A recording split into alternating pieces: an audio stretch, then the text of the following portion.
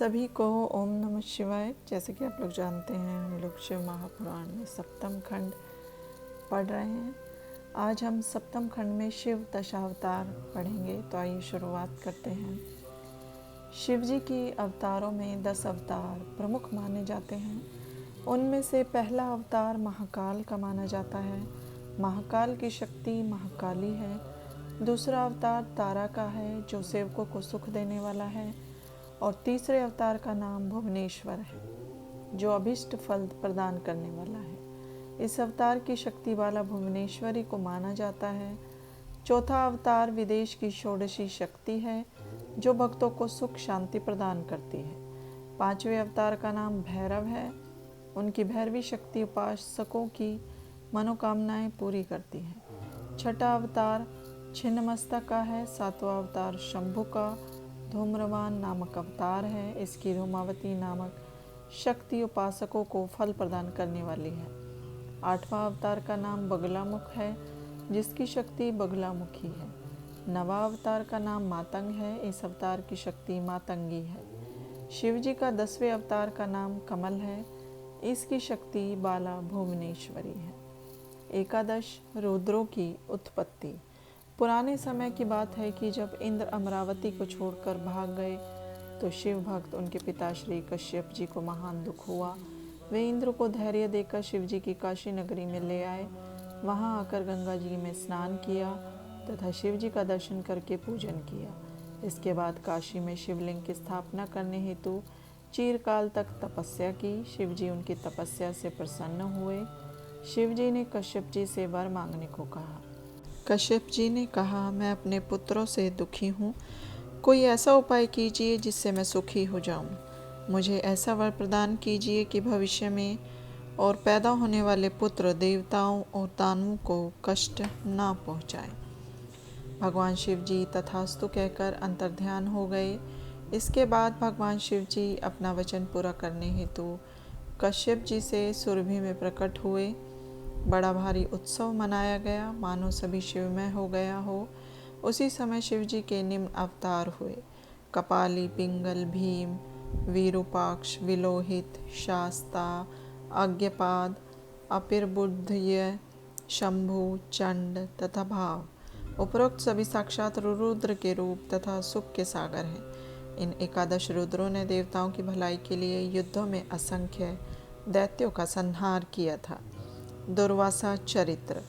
महर्षि अत्रि जी ने अपनी पत्नी अनुसुईया के साथ ब्रह्मा जी के कहने पर पुत्र प्राप्ति के लिए शिव जी की आराधना की। दोनों पति पत्नी ने ऋष पर्वत विंध्याचल के पास नदी के तट पर बैठकर घोर तपस्या करने लगे। उनके शरीर से तीक्ष्ण अग्नि की ज्वाला प्रकट हुई। इस ज्वाला से तीनों लोक भस्म होने लगे। सब ऋषि, मुनि, इंद्र, देवता मिलकर ब्रह्मा जी के पास गए। उनसे अपना दुख निवेदन किया। ब्रह्मा जी सबके भगवान शंकर के पास चले गए। सबने भगवान शंकर की स्तुति की। इसके पश्चात उनसे अग्नि के तेज का वर्णन करके उससे उत्पन्न दुखों का वर्णन किया। त्रिदेव ब्रह्मा, विष्णु, महेश तीनों बैठकर विचार विमर्श करने लगे। इसके बाद त्रिदेव अत्रि ऋषि को वर देने के लिए उनके पास गए। अत्रि ऋषि ने त्रिदेवों को पहचान कर उनकी स्तुति की। त्रिदेवों ने अपनी अभिन्नता प्रकट कर अपने अंश से पुत्र होने का वर दिया। इस कारण अत्रि मुनि को अनुसुईया से 3 पुत्र प्राप्त हुए। ब्रह्मा के अंश से चंद्रमा, विष्णु के अंश से दुर्वासा हुए। दुर्वासा जी ने अनेक चरित्र निर्वाह किए हैं। राजा अम्बरीश ने उनकी परीक्षा लेनी चाहिए थी। इससे दुर्वासा जी क्रोध में भरकर श्राप देने लगे। सुदर्शन चक्र ने दुर्वासा का पीछा किया, परंतु आकाशवाणी द्वारा चक्र को रोक दिया गया। दुर्वासा को शिव जी का स्वरूप समझकर अम्बरीश ने स्तुति की तथा विधिवत भोजन कराया। एक बार दुर्वासा जी ने भगवान श्री रामचंद्र जी की परीक्षा ली। काल रूप दुर्वासा ने रामचंद्र जी से प्रतिज्ञा करा ली थी कि हमारे दोनों के संवाद में कोई अन्य न आए, परंतु लक्ष्मण जी वहां आ गए। इसे रामचंद्र जी ने अपने प्रण के अनुसार अपने प्रिय भाई को त्याग दिया था। इससे दुर्वासा जी अति प्रसन्न हुए। इस प्रकार दुर्वासा जी ने भगवान श्री कृष्ण की भी परीक्षा ली थी। दुर्वासा जी भगवान श्री कृष्ण के यहाँ भोजन करने हेतु आए। भगवान श्री कृष्ण ब्राह्मण भक्त हैं, ऐसा समझकर उन्होंने भगवान श्री कृष्ण की परीक्षा ली। भगवान श्री कृष्ण ने रुक्मिणी के साथ रथ में जुतकर उन्हें बैठाकर चलने लगे। दुर्वासा जी ने वरदान दिया कि तुम्हारे शरीर के अंग वज्र की तरह हो जाए। एक बार दुर्वासा जी जल में नग्न होकर नहा रहे थे। द्रौपदी ने अपनी साड़ी को फाड़कर उन्हें शरीर ढकने को दी। वह साड़ी का टुकड़ा जल में बहता हुआ दुर्वासा जी के पास पहुंच गया। उस वस्त्र से दुर्वासा जी ने अपने गुप्तांग ढक लिए तथा द्रौपदी को साड़ी के बढ़ने का वरदान दिया। इस वरदान से द्रौपदी ने पांडवों की लाज रखी थी। इस प्रकार उन्होंने अनेक चरित्र किए हैं। हनुमान अवतार। जब विष्णु भगवान ने मोहिनी रूप धारण किया था तो शिवजी मोहिनी के रूप पर मोहित हो गए थे। इससे उनका वीर्य स्खलित हो गया। सप्तऋषियों ने उस वीर्य को पत्ते पर स्थापित कर गौतम की पुत्री में रामचंद्र जी के हित के लिए स्थापित कराया। इस वीर्य से केसरी के शंकर सुवन हनुमान जी का जन्म हुआ। वे वानर रूप में महापराक्रमी थे। उन्होंने बाल्यकाल में सूर्य को एक मधुर फल समझकर अपने मुंह में रख लिया था, परंतु देवताओं की विनती करने पर सूर्य को छोड़ दिया था। देवताओं ने हनुमान जी को शिव जी का अवतार समझकर अनेकों वरदान दिए। सूर्यदेव से उन्होंने सभी विद्याएं ग्रहण की। माता की आज्ञा से सूर्य के अंश से उत्पन्न सुग्रीव से मित्रता की। वे सुग्रीव के मंत्री बनकर रहे। श्री राम की जब सुग्रीव से मित्रता हो गई तो वे श्री राम के कार्य के लिए लंका में सीता जी की खोज में गए। माता जानकी का लंका में पता लगाकर लंका को जलाकर अपने प्रभु श्री रामचंद्र जी के पास पधारे। इसके पश्चात श्री रामचंद्र जी के साथ वानर सेना लेकर लंका पर आक्रमण किया। अनेकों पत्थरों को पहाड़ों से लाकर समुद्र पर पुल बांधने में उन्होंने सहायता की। श्री रामचंद्र जी की विजय की इच्छा से शिवलिंग स्थापित कराकर पूजन किया। शिव जी से वरदान प्राप्त कर श्री राम ने दैत्यों का संहार किया। हनुमान जी ने भी युद्ध में अनेकों दैत्यों को मौत के घाट उतार दिया। श्री राम की सेना की रक्षा की।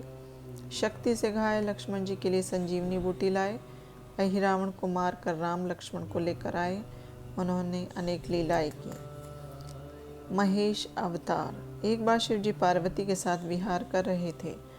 द्वार पर भैरव थे। लीला विहार से उन्मुक्त होकर पार्वती जी बाहर जाने लगी तो भैरव ने विहार युक्त मन से उन्हें स्त्री के भाव से देखा तथा बाहर जाने से रोका। पार्वती जी ने उसके मनोभाव को पढ़ लिया और उसे श्राप दिया कि तो पृथ्वी पर जाकर मनुष्य बन जा। इससे भैरव पृथ्वी पर जा आकर बेताल नाम से प्रसिद्ध हुए। शंकर पार्वती भी स्नेहवश पृथ्वी पर अवतरित हुए। उस समय शंकर जी का नाम महेश हुआ और पार्वती का नाम शारदा पड़ा। इस प्रकार शिव जी ने अपनी लीलाएं की। बोलो शंकर भगवान की जय। वृषभ अवतार। जब देवताओं और दानवों ने अमृत के लिए समुद्र का मंथन किया तो अमृत की प्राप्ति पर देव दानवों में युद्ध छिड़ गया। त्रिलोकी में यह युद्ध देवासुर संग्राम के नाम से प्रसिद्ध हुआ। अमृत की बूंदों से कुछ सुंदर रमणियां भी उत्पन्न हुई। भगवान शिव की माया से उनके अनेक गुप्त अंग सुंदर रूप में प्रकट हुए। दैत्य इन रमणियों को पाताल में ले गए। भगवान श्री हरि दैत्यों को भालों से मारते मारते पाताल में गए। वहां पर उन्होंने इन सुंदर रमणियों को देखा। विष्णु जी ने इन सुंदर स्त्रियों के साथ रमण करके अनेक वीर पुत्रों को उत्पन्न किया। इससे बड़ा भारी युद्ध हुआ। ऋषियों मुनियों को हार्दिक कष्ट पहुंचा। इस पर भगवान शंकर ने उन्हें आश्वासन दिया कि मैं तुम्हारा कष्ट दूर करूंगा। इसी हेतु शिव जी ने वृषभ का रूप धारण किया और विष्णु जी को पाताल से लाने का विचार किया। उन्होंने गरजते हुए पाताल लोक में प्रवेश किया। उनकी गर्जना इतनी तीव्र थी कि उनकी आवाज़ से तथा वहाँ का नगर ध्वस्त होकर गिरने लगा। वहाँ के निवासी व्याकुल हो गए। वृषभ रूपी शिव जी ने उपद्रव मचा रहे विष्णु के पुत्रों का सामना किया। अपने खुरों और सींगों से उन्हें मारना प्रारंभ कर दिया। विष्णु जी ने अपने पुत्रों को मारने वाले वृषभ का सामना किया। उन्होंने अनेक अस्त्रों का प्रयोग किया। वृषभ ने सभी को काट डाला। विष्णु जी ने वृषभ रूपी शिव जी की स्तुति की और अपनी गलती की क्षमा प्रार्थना की। विष्णु जी वहाँ से लज्जित होकर चलने लगे। इस पर भगवान शंकर बोले कि तुम अपने चक्र को यहीं छोड़ दो, मैं तुम्हें सुदर्शन चक्र देता हूँ जो सूर्य के समान है। उन्हें सुदर्शन चक्र प्रदान कर भगवान शिव कैलाश को चल दिए। विष्णु भगवान भी मोह को त्याग कर अपने लोक को चले गए। पीपलाद चरित्र।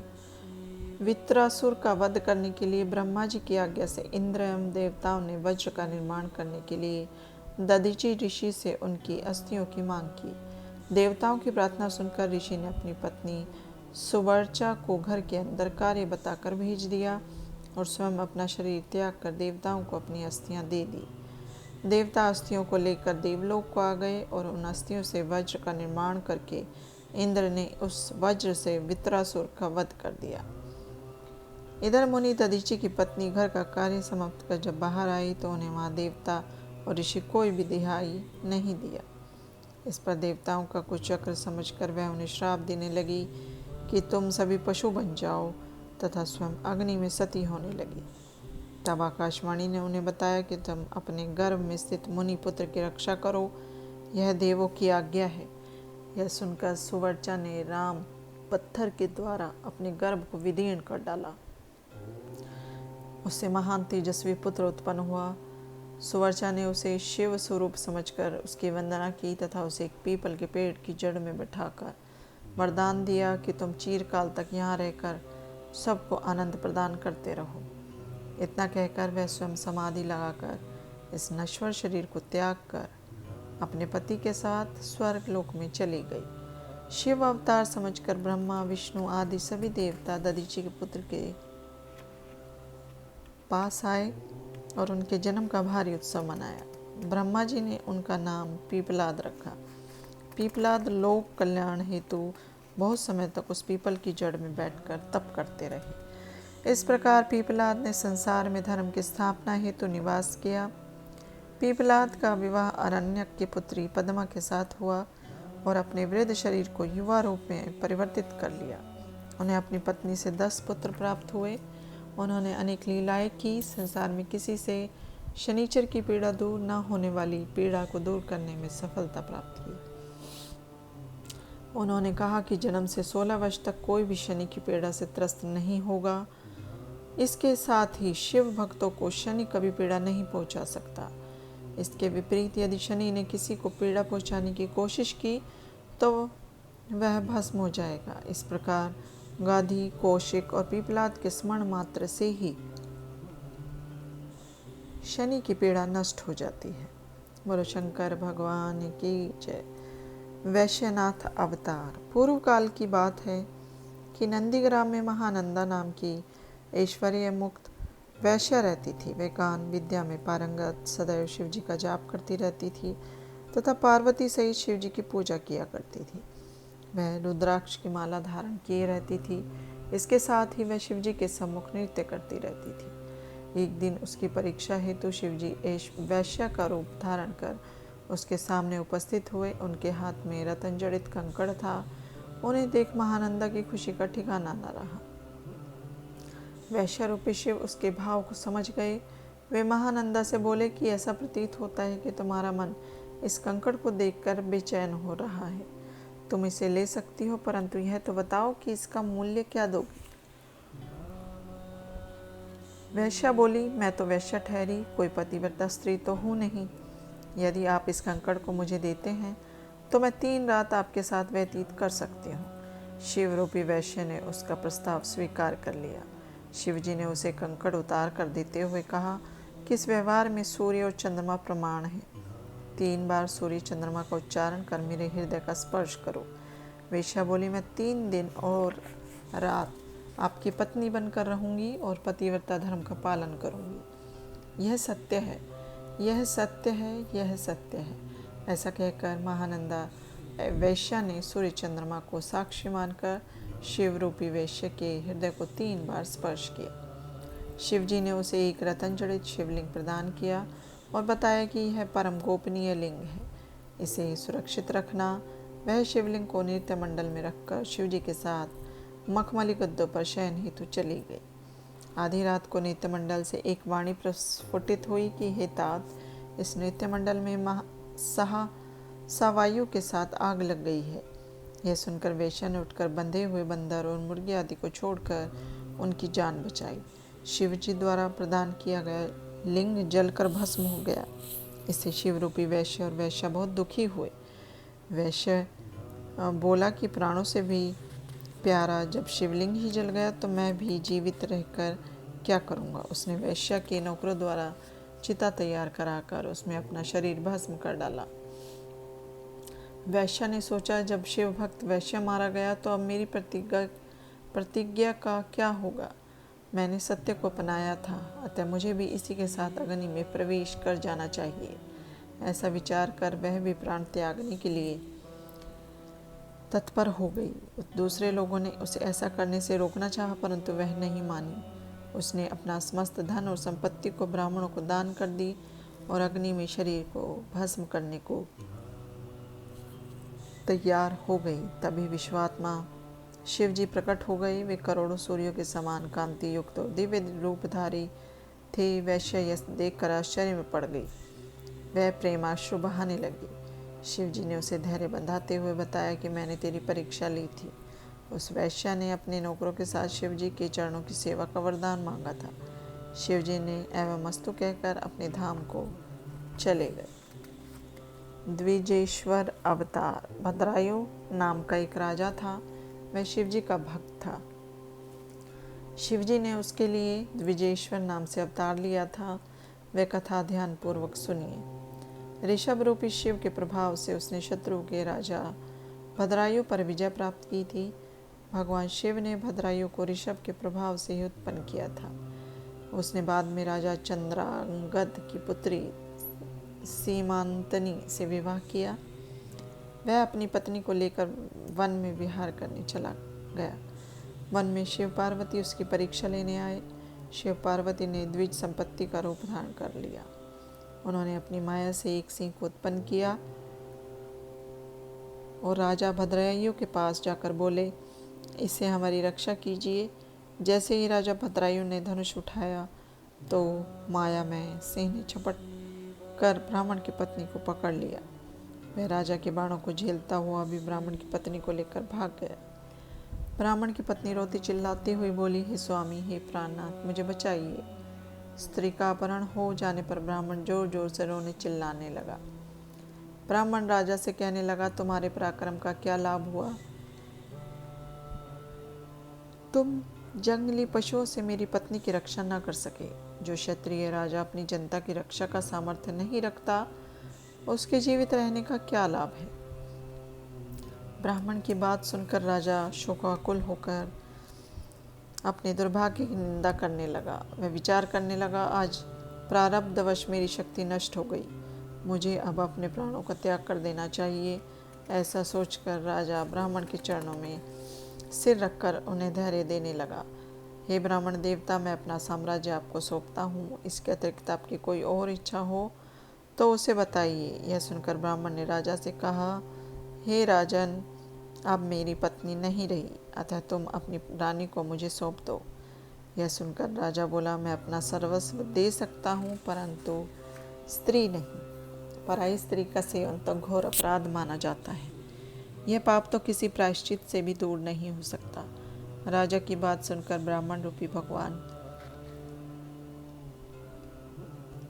शंकर बोले, मैं तुम्हारी भक्ति से प्रसन्न हूँ। मैं तुम्हारी परीक्षा ले रहा था जिसमें तुम उत्तीर्ण हुए। तुम वरदान मांग सकते हो। वह स्त्री मेरी पत्नी पार्वती ही है, जिसे मेरे द्वारा उत्पन्न किया गया। सिंह लेकर भाग गया था, इसी कारण तुम उसका वध नहीं कर सके।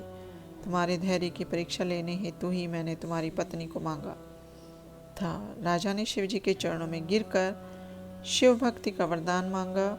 इसके साथ साथ राजा ने अपने पिता माता वज्रबाहु के लिए भी शिव भक्ति का वरदान मांगा। वज्रबाहु की पत्नी ने भी अपने पिता के लिए शिव भक्ति का वरदान मांगा। बोलो शिव शंकर भगवान की जय।